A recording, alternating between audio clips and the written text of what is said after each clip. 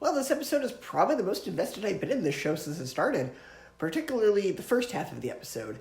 I really enjoyed the love story between Kamala's ancestors. I thought it was very well done, it had a lot of heart, the characters were well established, but I wish we had seen more of Kamala's interactions.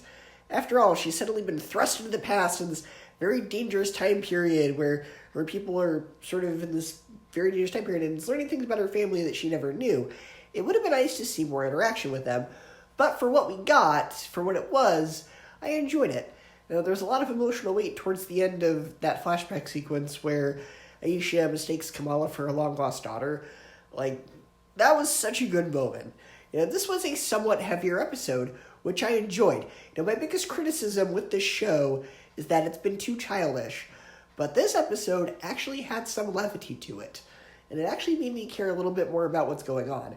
And I also enjoyed the way it explored and fixed the somewhat rocky relationship between Kamala's mom and grandmother. The interaction with them arguing about how they're going to find her had some pretty funny bits of dialogue. So though this episode didn't have much action, it was the exploration of the backstory and the relationships that carried it. And I think it's probably the best episode of the show. So we'll see what happens next week on the season finale.